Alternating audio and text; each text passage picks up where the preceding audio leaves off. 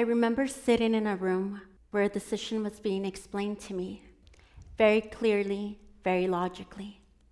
I was pregnant with my son, Henry, and I was told my options were to terminate the pregnancy or place him for adoption. Because my son had been diagnosed with Down syndrome, and in that moment, the conversation shifted. It wasn't just about a diagnosis. It was about what people believed his life would be worth and what mine would look like if I chose to keep him. Because in their words, neither he nor I would have a good quality of life. And in moments like that, people speak with certainty. They speak from training, from statistics, from what they believe is best. But eventually, the room goes quiet, and I was left with myself. And I had to ask myself one question.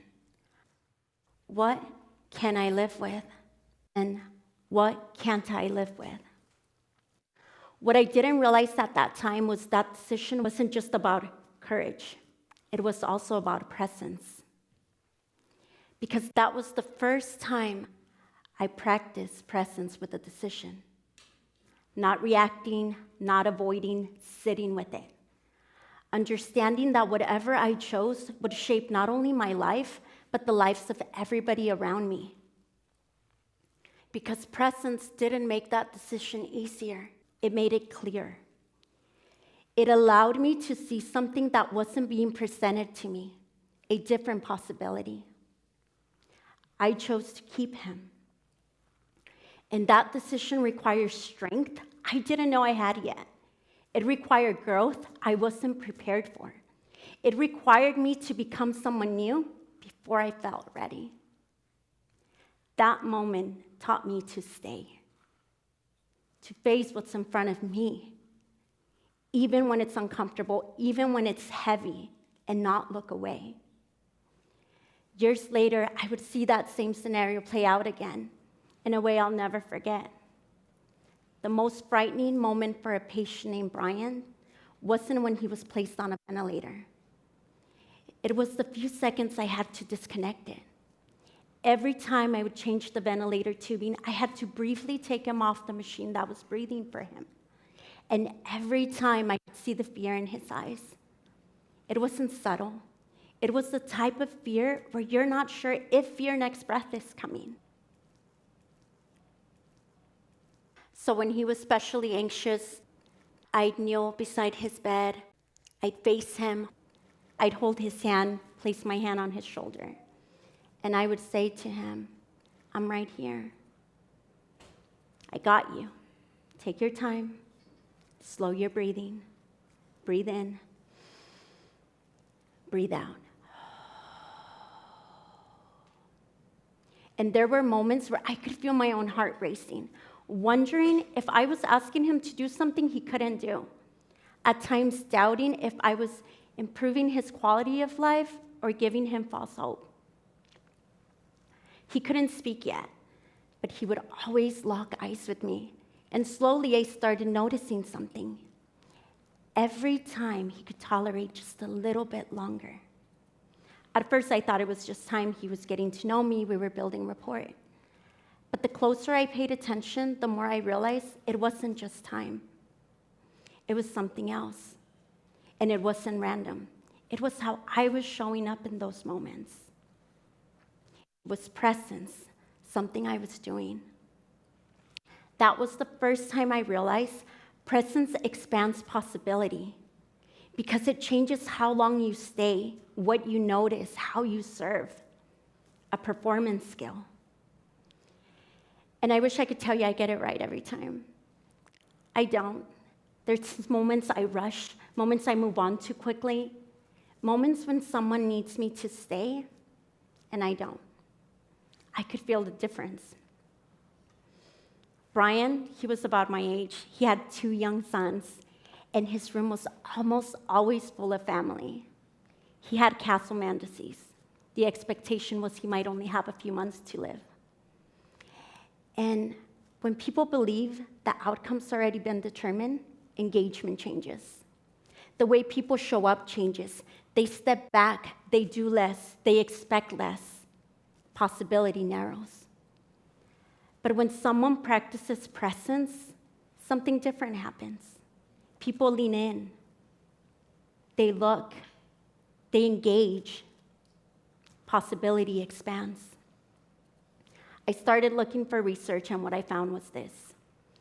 Nearly half of patients say they don't feel truly heard or understood in their care.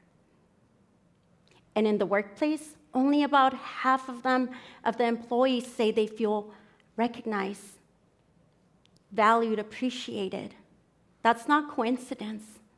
That's a system operating without presence.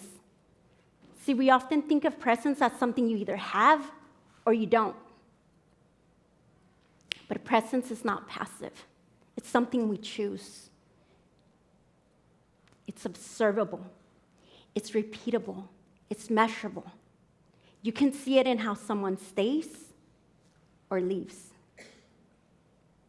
So whether you're a patient or a professional, there's a pattern. People are showing up, but they're not being seen because presence is not being practiced. Presence is a performance skill, and its absence is measurable. When I look back at both of those moments, sitting in that room pregnant with Henry and standing beside Brian, I realized something. Presence isn't a feeling. Feelings come and go. It's something you choose, moment by moment by moment.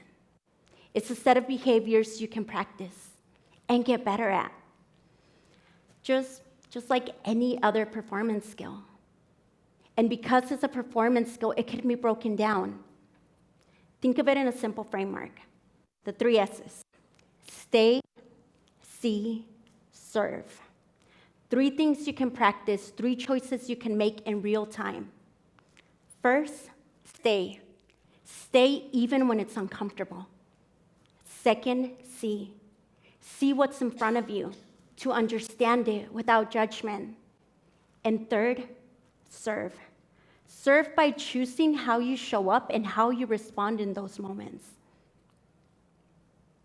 When those 3 things happen, people stay longer. They stay engaged, and possibility expands. Outcomes change. Eventually, Brian began using a speaking valve, and he was able to talk with it. So when he did, his voice was a little breathy, but his personality was fully intact. When I was training new respiratory therapists, they were often nervous working with ventilated patients. So Brian and I would help break the ice. Brian would suddenly act like he couldn't breathe. The new therapist would panic for a second. Then Brian would say in his breathy voice, "I'm kidding, I can't breathe, just checking." With speaking also came eating, and he was a foodie. And those moments always remind me of something. When people are met with presence, when someone stays, sees, and serves, they begin to show up as themselves again. And that doesn't only happen in hospitals. It happens everywhere people interact. It happens in workplaces, it happens on teams, in classrooms, in families. The moment people sense they've been written off, performance drops. But the moment someone stays present, possibility expands and performance increases. Presence doesn't require more time. It requires you choosing what you do with the time you're already in.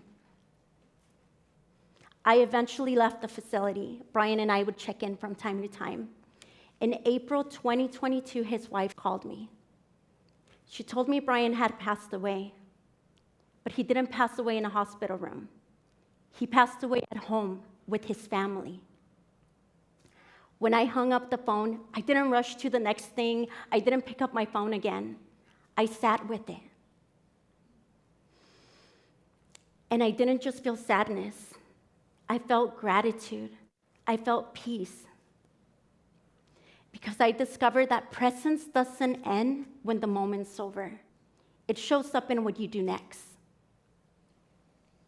And I've seen that not only in Brian's life, but in my own with my son. Because I didn't just make a decision in that room. I practiced presence. I stayed.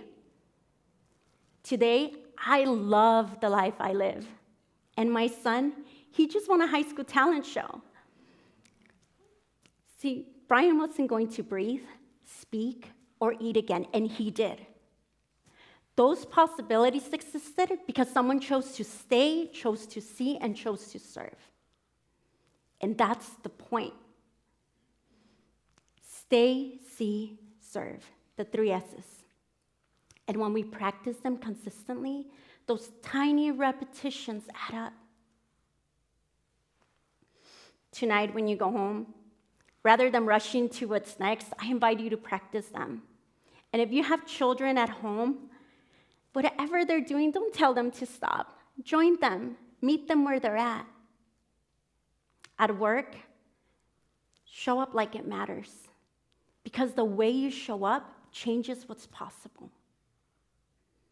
Presence is a performance skill. You can see it, you can practice it, you can get better at it.